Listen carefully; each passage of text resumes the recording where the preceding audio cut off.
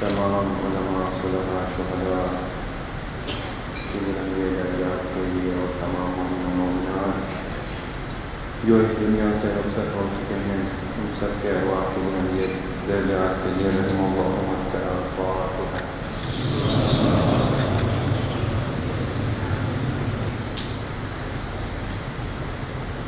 اعوذ باللہ من الشیطان الرجیم، بسم اللہ الرحمن الرحیم، الحمد للہ رب العالمین، والصلاة والسلام علی اشرف الانبیاء والمرسلین، محمد وآلہ الطیبین الطاہرین۔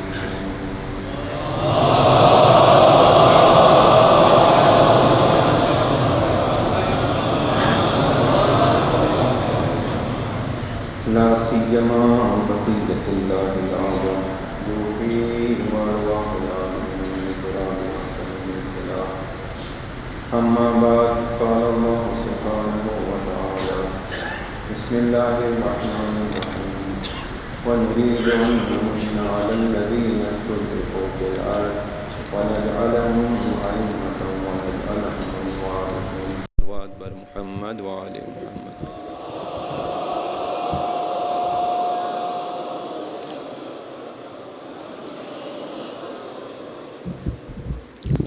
بسم اللہ الرحمن الرحیم، اللہم کل ولیک الحجۃ ابن الحسن صلواتک علیہ وعلی آبائہ فی هذه الساعة وفی کل ساعة ولیا وحافظا وقائدا وناصرا ودلیلا وعینا حتی تسکنہ ارضک طوعا وتمتعہ فیہا طویلا برحمتک یا ارحم الراحمین۔ صلوات بر محمد وعلی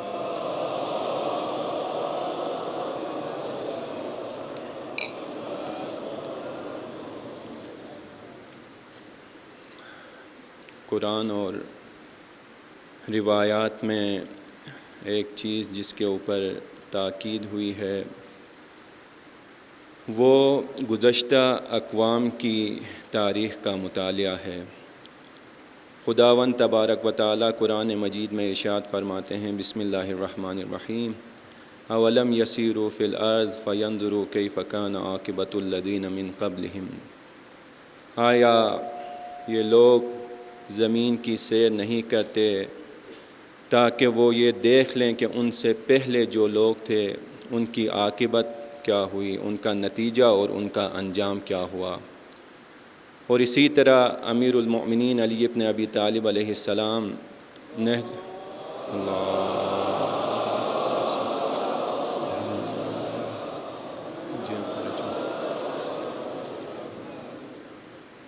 امیر المؤمنین نہج البلاغہ میں فرماتے ہیں کہ ان لکم فی القرون السابقۃ لعبرۃ، آپ لوگوں کے لیے جو سابقہ افراد تھے، جو سابقہ ایام تھے، تاریخ تھی، اس میں عبرت موجود ہے۔ اب یہاں پر جو نقطہ قابل توجہ اور قابل غور ہے وہ یہ ہے عزیزان محترم کہ یقیناً قرآن کا تاریخ کی طرف توجہ دلانا اور امیر المؤمنین اور دوسری روایات میں تاریخ کی طرف توجہ دلانا، اس کا کوئی ایک اہم مقصد اور اس کا کوئی فلسفہ ہے۔ اب وہ جو مقصد اور جو فلسفہ ہے وہ یہ ہے عزیزان محترم کہ تاریخ سے یہ بات ثابت شدہ ہے کہ اقوام اور ملتوں کے جو کامیابی اور ناکامی کے علل و اسباب ہوتے ہیں وہ ایک جیسے ہوتے ہیں۔ صلوات پڑھیں محمد وآل محمد کی ذات پر۔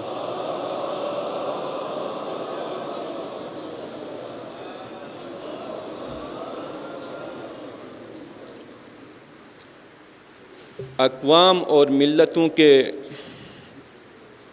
بارے دیگر صلوات بر محمد والا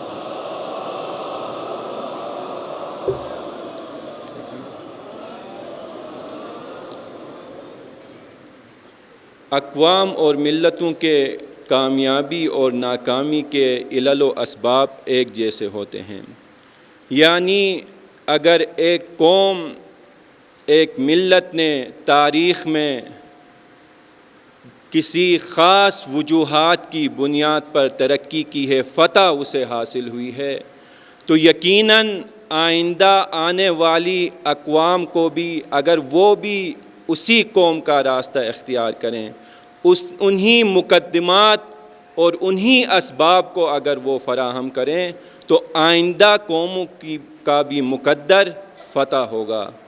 لیکن اگر جو آئندہ آنے والی قومیں ہیں وہ شکست خوردہ قوموں کی تاریخ دہرائیں گے، انہی کا راستہ اپنائیں گے، تو یقیناً آئندہ آنے والی قوموں کو بھی شکست ہی حاصل ہوگی۔ یہ درس ہے تاریخ کا، اور اسی وجہ سے ہمیں یہ نصیحت کی گئی ہے، ہمیں یہ تاکید کی گئی ہے کہ ہم تاریخ کا مطالعہ کریں۔ اب کل جیسا کہ میں نے آپ کی خدمت میں عرض کیا تھا کہ ہمارا جو موضوع ہے ان ایام میں کوشش یہ ہوگی کہ ہم منتظرین امام زمانہ عجل اللہ تعالی فرجہ الشریف کے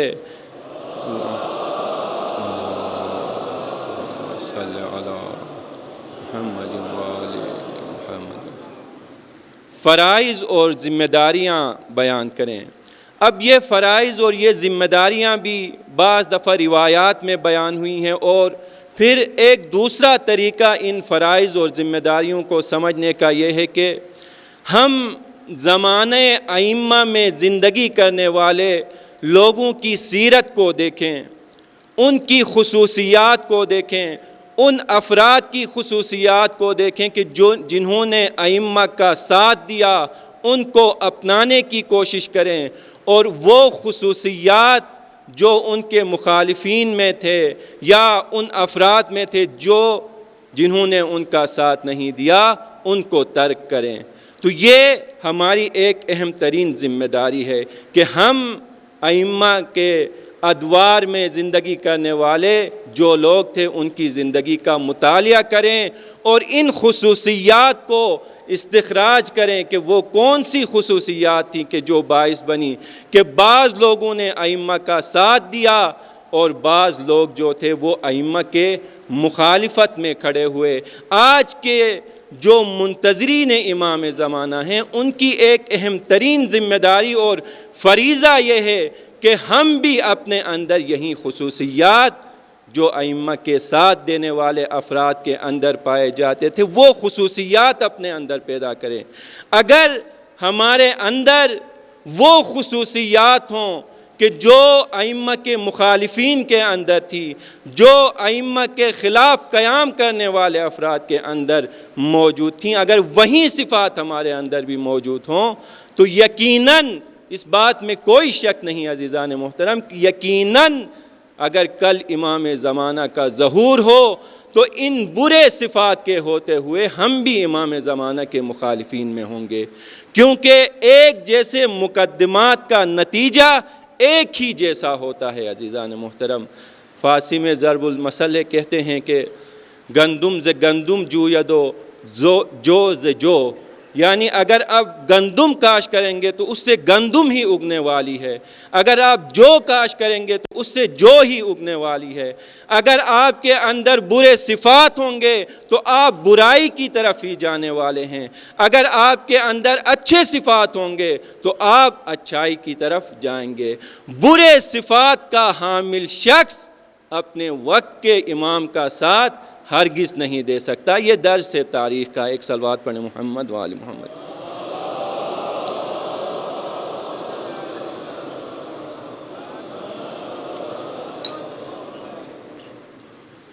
اب ان صفات اور ان خصوصیات میں سے ایک خصوصیت جو ائمہ کے ساتھیوں میں تھی اور جس کی طرف قرآن نے بھی اشارہ کیا ہے، وہ صفت ہے تقویٰ کی صفت۔ عزیزان محترم، قرآن مجید میں خداوند تبارک و تعالیٰ ارشاد فرماتا ہے کہ یا ایھا الذین آمنوا اتقوا اللہ وکونوا مع الصادقین، کہ اے ایمان والو تقویٰ اختیار کرو اور صادقین کے ساتھ رہو، صادقین کا ساتھ دو۔ اب یہ روایات میں موجود ہے کہ صادقین سے مراد ہمارے ائمہ علیہم السلام ہیں، ہمارے ائمہ اس صادقین کا مصداق ہیں۔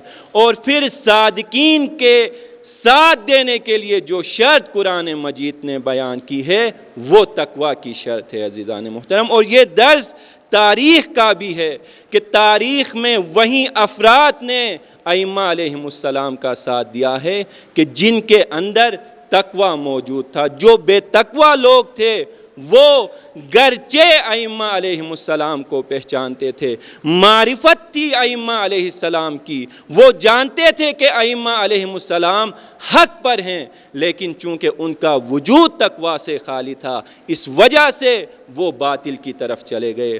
آپ سب جانتے ہیں اس بات کو کہ تاریخ میں دو مشہور شخصیات جو حق کا معرفت رکھتے تھے لیکن اس کے باوجود باطل کی طرف چلے گئے، ان میں سے ایک شخصیت عمرو عاص کی شخصیت ہے۔ جب امیر المؤمنین علی ابن ابی طالب علیہ السلام اللہم صلی اللہ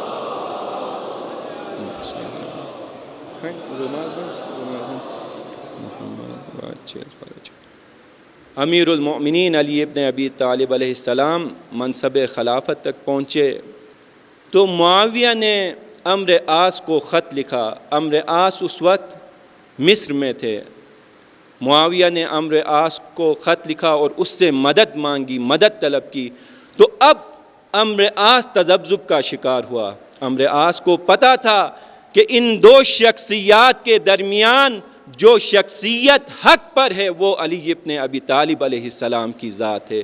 کافی دیر اس نے غور کیا، فکر کیا کہ میں کس طرف جاؤں، گرچہ حق کی معرفت اسے حاصل تھی لیکن یہ اس کے وجود کی ناپاکی تھی کہ جو اسے معاویہ کی طرف لے کر گئی۔ عمرو عاص یہ جانتا تھا کہ امیر المؤمنین حق پر ہیں، لیکن جب انسان کا وجود ناپاک ہو تو وہ خود بخود اس ناپاک وجود کی طرف ہی چلا جاتا ہے۔ اسی طرح آپ جانتے ہیں کہ کربلا میں عمر سعد بھی اسی تذبذب کا شکار تھا۔ وہ جانتا تھا کہ امام حسین علیہ السلام حق پر ہیں، اسے پتا تھا کہ ایک طرف بہشت ہے اور ایک طرف رئی کی حکومت ہے۔ یہ سب کچھ جانتے ہوئے بھی لیکن عمر سعد لشکر یزید میں ہی باقی رہتا ہے اور شہادت امام حسین کا باعث بنتا ہے۔ کیوں؟ آخر وجہ کیا بنی عزیزان محترم؟ وجہ یہی تھی کہ جب انسان کا وجود ظلمت کدہ بن جائے، گناہوں میں گر جائے، تو یہ شخص اس نور الہی کا ساتھ اس کی طرف حرکت نہیں کر سکتا ہے۔ یہ درس ہمارے لیے بھی ہے عزیزان محترم، اور یہ آج جو قبل الظہور کا مرحلہ ہے، قبل الظہور کا جو وقت ہے، یہ ایک اہم وقت ہے عزیزان محترم۔ جب امام ظہور کریں گے تو اصلاح نفس کا وقت ختم ہو چکا ہوگا۔ اس وقت یا انسان نے حق کی طرف جانا ہے یا انسان نے باطل کی طرف جانا ہے، یا انسان نے امام حق کا ساتھ دینا ہے یا انسان نے امام باطل کا ساتھ دینا ہے۔ تو یہ انسان کے وجود کی ناپاکی ہے عزیزان محترم کہ جو انسان کو یا حق کی طرف لے جاتی ہے یا پھر باطل کی طرف لے جاتی ہے۔ صلوات پڑھیں محمد وعلم۔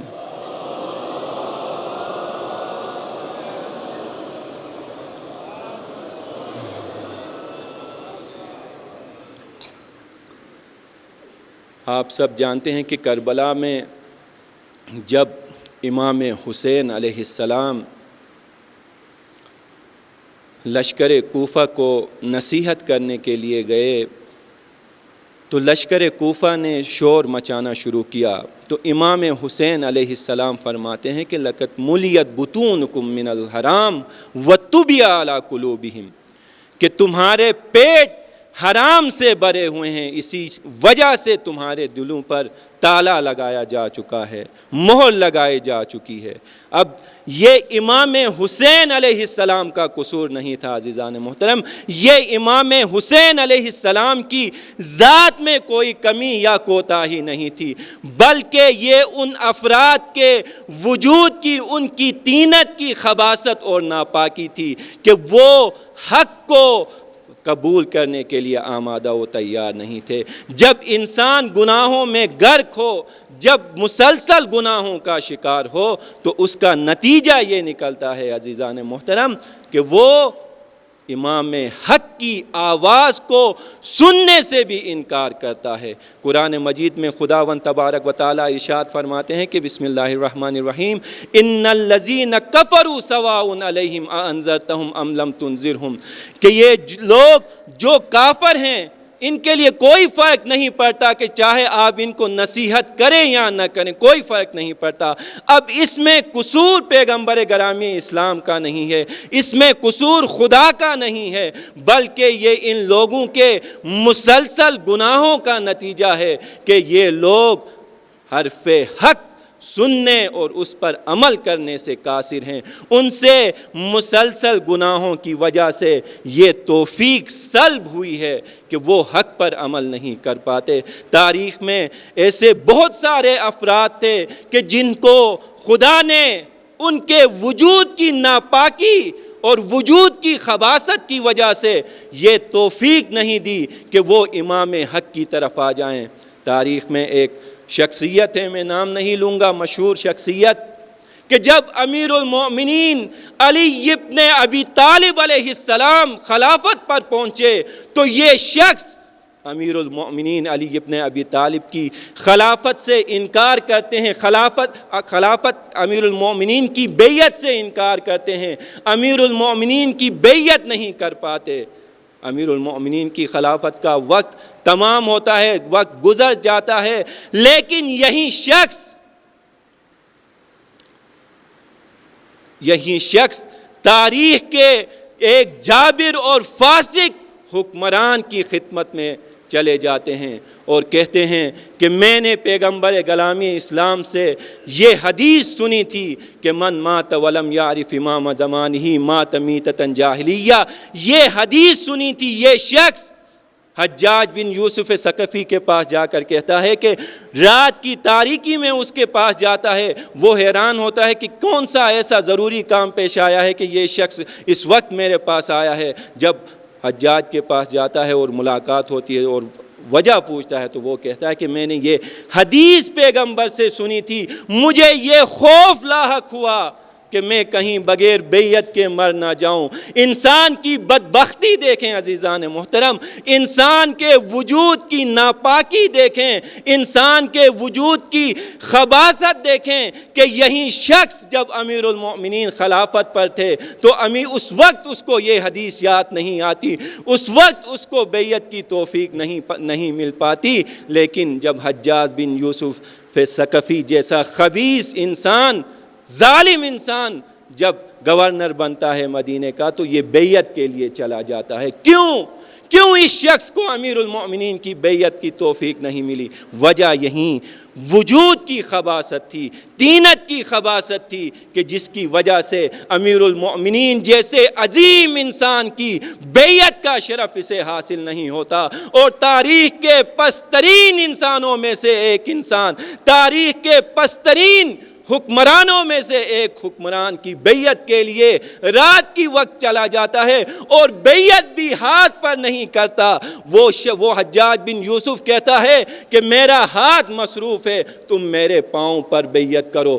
کس ذلت سے یہ شخص حجاج بن یوسف کے پاؤں پر بیعت کرتا ہے؟ تو عزیزان محترم، جب انسان کا وجود خباثت سے بھر جائے، ظلمت سے بھر جائے، تاریکیوں سے بھر جائے، گناہوں سے بھر جائے، تو نتیجہ یہی نکلتا ہے کہ وہ اپنے زمانے کے امام حق کی ہمراہی سے محروم ہوتا ہے، اور جو امام باطل ہے اس کے صف میں جا کے کھڑا ہوتا ہے۔ تو یہ درس ہے عزیزان محترم، یہ ہمارے لیے بھی یہی درس ہے، ہمارے اوپر بھی خدا کی کوئی خاص نظر اور کوئی خاص رحمت ہمارے اوپر بھی اس حوالے سے شاید ہونے والی نہ ہو۔ خدا کے نزدیک تمام انسان مساوی ہیں، برابر ہیں، ہر انسان میں لیس للانسان الا ما سعی، جو کچھ انسان نے سعی کی ہوگی، تلاش کی ہوگی، جو کچھ اس نے محنت کی ہوگی، اسی کا نتیجہ اس نے دیکھا ہے۔ لِكُلٍّ دَرَجَاتٌ مِّمَّا عَمِلُوا، جو کچھ انسان نے عمل کیا ہے اسی کے مطابق اسے اجر ملے گا، اسے درجہ ملے گا، اسی کے مطابق وہ یا حق کی طرف جائے گا یا باطل کی طرف جائے گا۔ صلوات پڑھیں محمد و آل محمد۔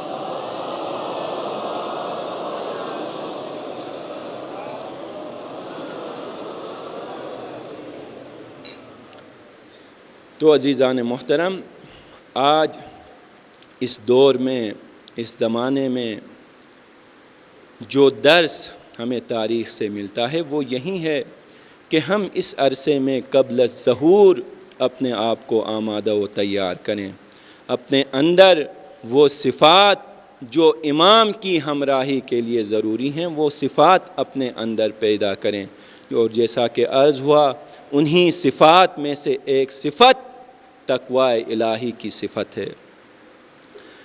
علی ابن مہزیار جو تاریخ تشیع کے ایک بہت ہی عظیم اور بزرگ شخصیت ہیں، ان کے بارے میں تاریخ میں یہ ملتا ہے کہ وہ ایک لمبے عرصے سے امام زمان عجل اللہ تعالی فرجہ الشریف سے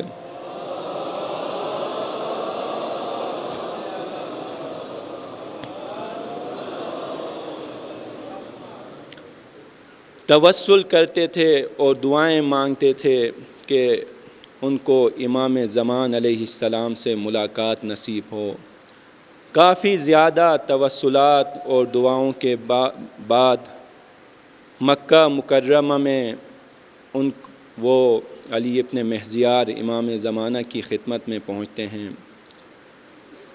امام کا ایک خاص نمائندہ علی ابن مہزیار کے پاس آتا ہے اور عرض کرتا ہے کہ اے علی ابن مہزیار، تم کس چیز کو ڈھونڈ رہے ہو؟ علی ابن مہزیار کہتے ہیں کہ میں امام غائب کو ڈھونڈ رہا ہوں۔ تو امام کا وہ نمائندہ عرض کرتا ہے کہ اے علی ابن مہزیار، یہ امام نہیں جو تمہاری نظروں سے غائب ہیں، بلکہ یہ تمہارے گناہ ہیں کہ جن کی وجہ سے امام تم سے غائب ہوئے ہیں۔ اور پھر یہ شخص امام کے جو نمائندے تھے وہ علی ابن مہزیار کو لے کر امام علیہ السلام کی خدمت میں جاتے ہیں۔ امام علیہ السلام عرض کرتے ہیں کہ اے علی ابن مہزیار، میں کافی عرصے سے تمہارا انتظار کر رہا تھا اور تم آج آئے ہو۔ علی ابن مہزیار کہتے ہیں کہ کوئی ایسا شخص مجھے نہیں ملا جو مجھے آپ کی خدمت میں لے آتا۔ پھر امام زمان عجل اللہ تعالی فرجہ الشریف عرض کرتے ہیں کہ اے علی ابن مہزیار، تم نے بہت ساری دولت جمع کی ہوئی ہے اور تمہارے جو غریب مومن بھائی ہیں وہ پریشانی کی حالت میں ہیں، اور تم نے صلہ رحم جو ہے وہ قطع کیا ہوا ہے۔ اب تم مجھے یہ بتاؤ کہ تمہارے پاس کوئی اور عذر بھی موجود ہے، ہم سے دوری کا کوئی اور عذر بھی موجود ہے؟ تو عزیزان محترم، یہ پتہ چلتا ہے کہ یہ جو دوری ہے ہم میں اور امام زمان عجل اللہ تعالی فرجہ الشریف کے درمیان، اس کی ایک اہم وجہ خود ہمارے ہی اعمال ہیں، ہمارا ہی کردار ہے کہ جس کی وجہ سے امام ہم سے دور ہیں۔ اگر ہمارے گناہ نہ ہوتے، اگر ہماری خطائیں نہ ہوتیں تو یقیناً ہم میں سے ہر شخص کو اپنے وقت کے امام کی زیارت کا شرف حاصل ہوتا، لیکن چونکہ ہم نے اپنے وجود کو گناہوں کے ذریعے سے تاریک بنایا ہوا ہے، گناہوں کی ذریعے سے ہم نے اپنے وجود کو ظلمت کدہ بنایا ہوا ہے، تو اس نور محض کی، اس نور خالص کی زیارت کی توفیق ہم سے سلب ہوئی ہے۔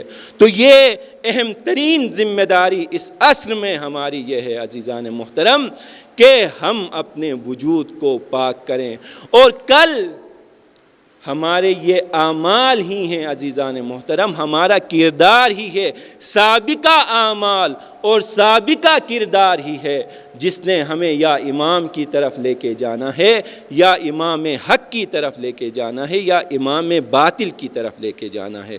قرآن میں خداوند تبارک و تعالیٰ ارشاد فرماتے ہیں کل کل یعمل علی شاکلتہ، کہ ہر انسان اپنے وجود کی بنیاد کے مطابق کام انجام دیتا ہے، یعنی جیسا اس انسان نے اپنے اعمال کے ذریعے سے اپنے وجود کی بنیاد رکھی ہے، یہی اعمال اس کے پاؤں کی زنجیر بنیں گے، کل یا اس کو صراط حق کی طرف لے جائیں گے یا صراط گمراہی کی طرف لے جائیں گے۔ اسی لیے آپ تاریخ میں نے آپ کی خدمت میں مثالیں بھی عرض کی، اور بھی بہت ساری مثالیں ہیں کہ جب بھی آپ گناہ گاروں کو، جب بھی آپ ان لوگوں کو جو امام حق کے مقابلے میں آپ کھڑے ہوئے ہیں ان کو دیکھیں تو ان کے وجود میں ایک ناپاکی اور نجاست پائی جاتی ہے۔ کربلا میں آپ نے سنا ہے کہ عصر عاشور جب شہادت امام حسین علیہ السلام کے بعد جب عمر سعد نے یہ حکم دیا کہ ان ابدان مطہر پر، ان پاک بدنوں پر گھوڑے دوڑائے جائیں، تو غالباً 10 افراد تھے جنہوں نے ان پاک بدنوں پر گھوڑے دوڑائے، لیکن مورخ یہ لکھتا ہے کہ میں نے جب ان کی طرف نگاہ کی تو وہ سارے جو افراد تھے وہ 10 کے 10 افراد تھے، حرام نطفہ افراد تھے۔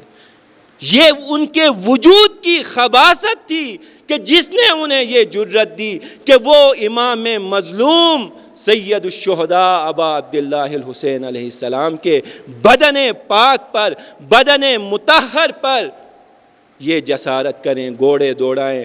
تو آج ہماری بھی یہ ذمہ داری بنتی ہے۔ میں خصوصاً اپنے جوانوں سے مخاطب ہو کر یہ عرض کروں گا کہ آج ہمارے پاس بھی یہ شکایتیں آتی ہیں، بعض واجبات اور محرمات، واجبات کی انجام دہی کو ترک کرنا یہ تو اپنی جگہ، بعض جوان جو ہیں وہ مختلف قسم کے نشوں میں جو ہیں وہ مبتلا ہیں۔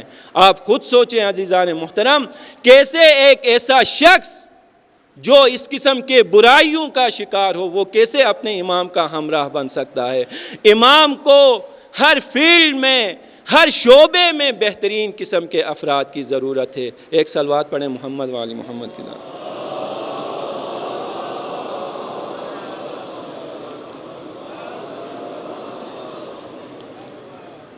امام زمان کو ہر فیلڈ میں، ہر شعبے میں بہترین قسم کے افراد کی ضرورت ہے۔ امام نے اپنے دستے معجزہ سے اس دنیا میں حکومت نہیں کرنی۔ اگر قرار یہ ہوتا، اگر مقدر یہ ہوتا کہ اگر امام نے معجزے کے ذریعے سے حکومت کرنی ہوتی تو اس قدر طولانی نہیں ہوتا، یہ غیبت کا عرصہ اس قدر طولانی نہیں ہوتا۔ امام نے حکومت کرنی ہے، وہ میرے اور آپ کی مدد سے امام علیہ السلام نے حکومت کرنی ہے۔ آپ امیر المومنین کو بھی دیکھیں، تاریخ میں یہ لوگ ہی تھے جنہوں نے امیر المومنین کو منصب خلافت پر پہنچایا، اور اس عصر میں بھی امام زمان تب ظہور کریں گے جب لوگ آمادہ ہوں گے کہ اس دنیا کی حکمرانی امام زمانہ کو حوالے کرنے کے لیے آمادہ و تیار ہوں گے۔ پھر اس حکومت کو چلانے کے لیے بھی امام زمان علیہ السلام کو ہر شعبے میں بہترین افراد کی ضرورت ہے، تعلیم کے شعبے میں بہترین افراد کی ضرورت ہے۔ آج آپ دیکھیں کہ یہ جو جنگ ہوئی ایران اور اسرائیل کے درمیان، آج آپ سوچیں اگر ایران کے پاس یہ ڈرون ٹیکنالوجی نہ ہوتی، یہ میزائل ٹیکنالوجی نہ ہوتی تو کیا آج ایران اسرائیل کا مقابلہ کر پاتا؟ ہرگز نہیں کر پاتا۔ اس مقابلے کی وجہ یہی ہے کیونکہ انہوں نے علمی میدان میں ترقی کی، انہوں نے علمی میدان میں اپنے دشمن کا مقابلہ کیا، تب جا کے ان کو یہ توفیق، ان کے اندر یہ قوت حاصل ہوئی کہ وہ اپنے دشمن کا مقابلہ کر سکیں۔ محض دعاؤں سے، محض آرزوؤں سے، محض خواہشوں سے ہم اپنے امام کے ہمراہ نہیں بن سکتے۔ اگر امام کے ہمراہ ہم نے بننا ہے، خصوصاً جوانوں سے یہ عرض کر رہا ہوں، تو پھر ہمیں کوشش کرنی ہوگی، تلاش جدوجہد کرنی ہوگی، وہ صفات اپنے اندر پیدا کرنے ہوں گے جو امام کی ہمراہی کے لیے کسی انسان کے اندر ہونا شرط ہے۔ تو سب سے پہلی ذمہ داری ہم سب کی یہ بنتی ہے عزیزان محترم، ایک منتظر حقیقی کی یہ بنتی ہے کہ وہ اپنی اصلاح کرے۔ سب سے پہلی ذمہ داری ہماری اصلاح نفس ہے، اپنی ذات کی اصلاح ہے۔ پھر جیسا کہ عرض ہوا، چونکہ امام کی حکومت لوگوں کے ذریعے سے یہ حکومت قائم ہونی ہے، تو پھر بعض افراد کی اصلاح بھی کافی نہیں ہے، بعض خاص گروہ ہوں ان کی اصلاح بھی، بعض خالص متقی چند نفر انگشت شمار افراد ہوں تو یہ بھی امام کی حکومت کے لیے اتنے افراد بھی کافی نہیں ہیں، بلکہ ایک صالح معاشرے کی ضرورت ہے کہ جو اس امام کو اس منصب حکومت تک پہنچائے۔ اگر معاشرہ صالح نہ ہو تو پھر وہ معاشرہ یا اس امام کو اس منصب امامت تک نہیں پہنچائے گا، یا اگر پہنچائے تو بھی کل اسی ناصالح اور غیر صالح معاشرے کے ہاتھوں امام وقت جو ہیں وہ شہید ہوں گے، جس طرح امیر المؤمنین کے ساتھ ہوا کہ جو معاشرہ تھا، زمانے کے لوگ تھے، انہوں نے گرچہ امیر المؤمنین کو تو منصب خلافت تک پہنچایا تھا، لیکن وہ آمادہ و تیار نہیں تھے اس حکومت الہی کو قبول کرنے کے لیے۔ پھر انہی لوگوں نے امیر المؤمنین علی ابن ابی طالب علیہ السلام کو شہید کر دیا۔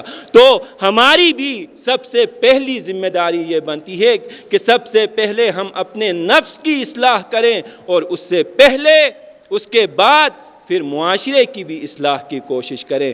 ایک دو افراد کے اصلاح سے، انگشت شمار افراد کے اصلاح سے امام کے ظہور کا راستہ ہموار ہونے والا نہیں ہے۔ صلوات پڑھیں محمد و آل محمد۔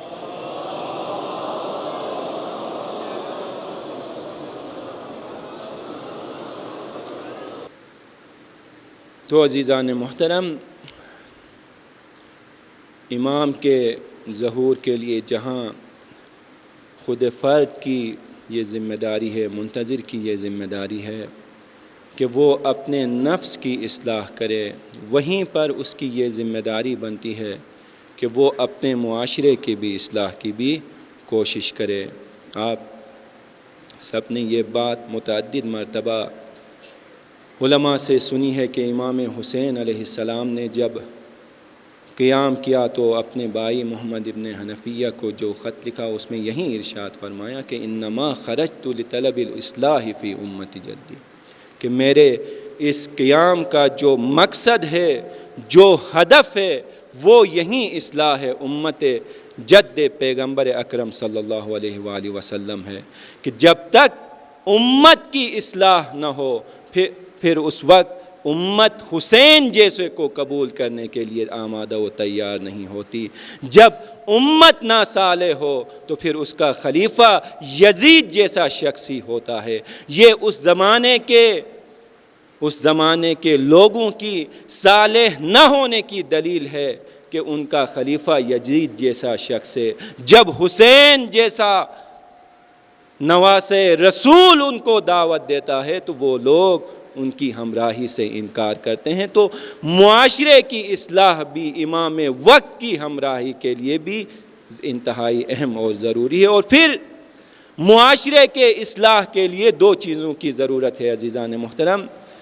قرآن مجید میں خداوند تبارک و تعالی ارشاد فرماتے ہیں کہ تعاونوا علی البر والتقوی ولا تعاونوا علی الاثم والعدوان، کہ نیکیوں میں، تقوی میں ایک دوسرے کی مدد کرو اور برائیوں میں ایک دوسرے کی تعاون نہ کیا کرو۔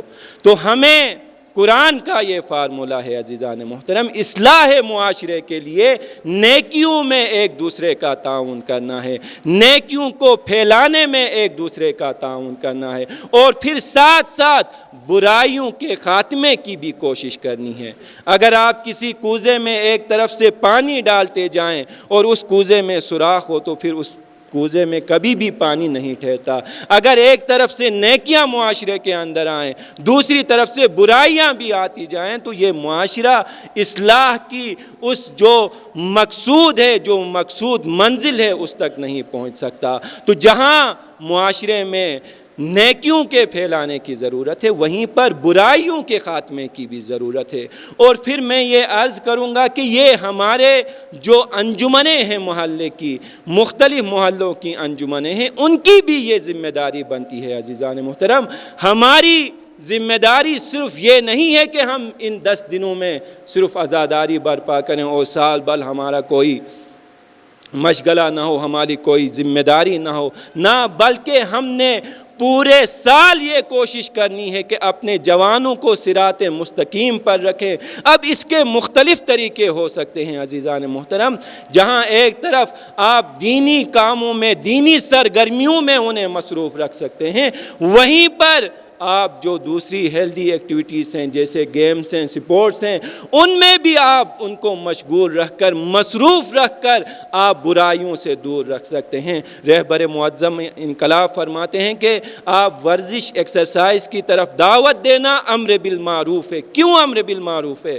وجہ یہی ہے عزیزان محترم، جب ہمارا جوان ان سپورٹس میں، گیمز میں بھی اگر مشغول ہوتا ہے، جہاں پر اس کی صحت کے لیے اس کے فائدے ہیں، وہیں پر وہ بہت سارے گناہوں سے بھی محفوظ رہتا ہے اس وقت کے دوران۔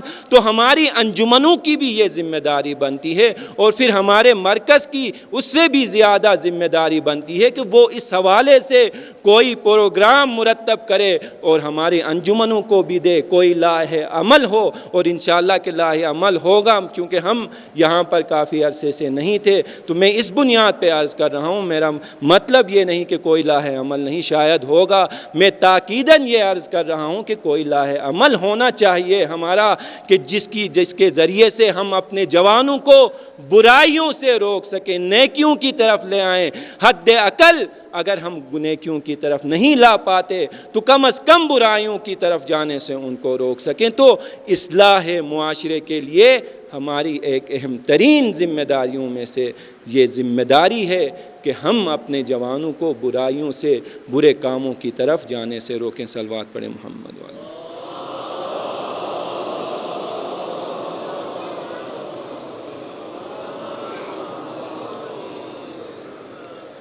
بس عزیزان محترم، تاریخ سے یہ نتیجہ ہمیں حاصل ہوتا ہے کہ امام حق کا ساتھ صرف وہی افراد دے سکتے ہیں کہ جو صالح ہوں، وہی معاشرہ دے سکتا ہے جو صالح ہو۔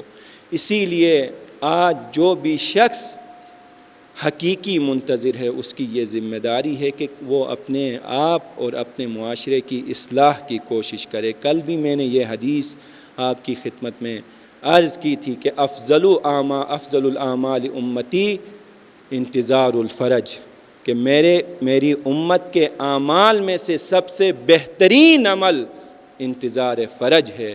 تو یہی کام جو آپ انجام دیں گے، جو ہم انجام دیں گے اپنی نفس کی اصلاح کے لیے، اپنے معاشرے کی اصلاح کے لیے اگر انجام دیں گے، تو یہی بے معنی واقعی انتظار فرج کہلایا گا، اور یہی ہمارے کام جو ہیں سب سے افضل ترین کام کہلائیں گے، خواہ وہ کام کھیل اور دوسرے سپورٹس ہی کیوں نہ ہو، کیونکہ نیت ان میں الہی ہے، کیونکہ نیت یہ ہے کہ ایسے افراد تیار ہوں جو اپنے امام کے مددگار ثابت ہوں۔ جب کسی بھی کام میں نیت الہی ہو تو وہ کام بھی الہی بنتا ہے۔ آپ یہ مت سوچیں، ہمارے معاشرے میں اکثر یہ سوچ پائی جاتی ہے کہ صرف یہی عبادات کی طرف دعوت دینا یہی نیکی کا کام ہے۔ ہاں، گرچہ اس میں کوئی شک نہیں ہے، افضل ترین نیکیاں یہی ہیں، لیکن اس کے علاوہ بھی دوسرے بعض چیزیں ہیں جو نیکیوں میں شمار ہوتے ہیں، جن کی طرف دعوت دینا، جن میں مشغول اور مصروف رکھ کے اپنے جوانوں کو گناہوں سے محفوظ رکھنا، یہ بھی نیکیاں ہیں، یہ بھی نیک عمل ہے۔ تو یہ آج ہماری ایک اہم ترین ذمہ داری ہے۔ میں خداوند تبارک و تعالیٰ کی درگاہ میں دعا گو ہوں کہ خداوند تبارک و تعالیٰ ہم سب کو اپنے فرائض جان کر ان کو انجام دینے کی توفیق عطا فرمائیں۔ صلی اللہ علیہ یا ابا عبداللہ، صلی اللہ علیہ یا ابا عبداللہ، صلی اللہ علیہ یا ابا عبداللہ۔ جب امام حسین علیہ السلام کا قافلہ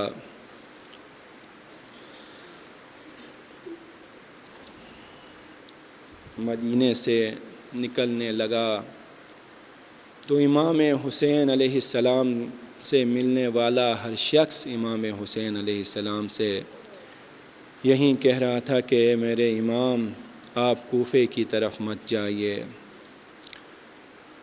امام حسین علیہ السلام جواب میں فرماتے تھے کہ میرے جد پیغمبر گرامی اسلام نے مجھے یہ فرمایا ہے کہ میرے رب کو یہ پسند ہے کہ وہ تمہیں شہید ہوتا ہوا دیکھے۔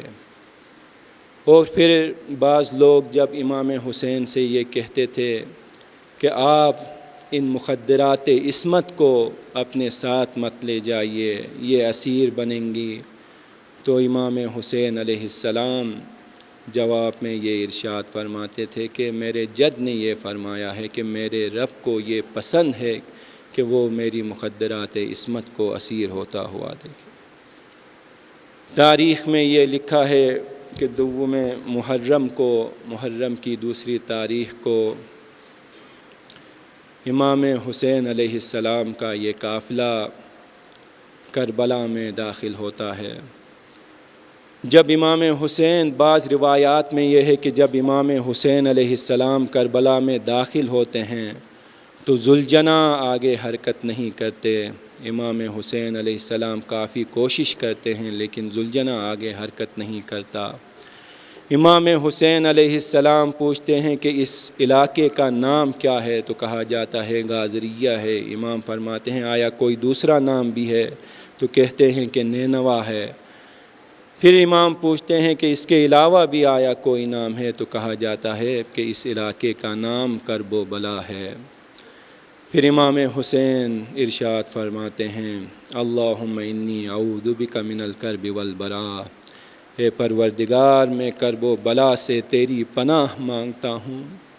امام حسین علیہ السلام اپنے قافلے والوں کو حکم دیتے ہیں کہ یہیں پر اتر جائیے، یہیں پر ہماری اقامت گاہ ہے، یہیں کربلا وہ جگہ ہے جو ہماری مقتل بننے والی ہے، یہ کربلا وہیں جگہ ہے جہاں ہم دفن ہونے والے ہیں۔ اور پھر امام حسین ایک شعر پڑھتے ہیں عربی میں، یا دہر افن لک من خلیل، کہ اے زمانہ افسوس ہو تم پر کہ تمہارے کتنے ایسے دوست تھے جن کو تم نے صبح و شام موت کی گھاٹ اتار دیا ہے۔ ساتھ والے خیمے میں حضرت زینب سلام اللہ علیہا اور مخدرات عصمت تشریف فرما تھیں۔ جب امام حسین کی زبان مبارک سے یہ شعر سنتی ہیں تو پریشان حالت میں خیموں سے باہر نکل پڑتی ہیں۔ حضرت زینب سلام اللہ علیہا امام حسین سے عرض کرتی ہیں اے میرے بھائی، یہ شعر تو اس شخص کا ہے جس کو اپنی موت یقینی نظر آئے۔ امام حسین ارشاد فرماتے ہیں اے میری بہن زینب، مجھے بھی اپنی موت یقینی نظر آت رہی ہے۔ جب امام حسین کے زبان مبارک سے یہ بات سنتی ہیں تو حضرت زینب سلام اللہ علیہ بے قرار ہوتی ہیں اور ارشاد فرماتی ہیں یہ کاش میں اس سے پہلے اس دنیا سے چلی جاتی۔ آج مجھے حضرت زینب ارشاد فرماتی ہیں آج مجھے ایسا محسوس ہو رہا ہے کہ میری ماں فاطمہ زہرا اس دنیا سے رخصت ہو چکی ہیں۔ آج مجھے یہ محسوس ہو رہا ہے کہ میرے بابا علی اس دنیا سے رخصت ہو چکے ہیں۔ آج مجھے یہ محسوس ہو رہا ہے کہ میرے بھائی حسن اس دنیا سے رخصت ہو چکے ہیں۔ اے میرے پیارے بھائی حسین، تو جانے والوں کا وارث وابستہ، اور جو باقی رہ گئے ہیں ان کے آخری امید اور آسرا تمہاری ذات تھی۔ جب مقدرات عصمت کو بے چین دیکھتے ہیں تو امام حسین کے آنکھوں سے بھی آنسو جاری ہو جاتے۔ الا لعنۃ اللہ علی القوم الظالمین وسیعلم الذین ظلموا ای منقلب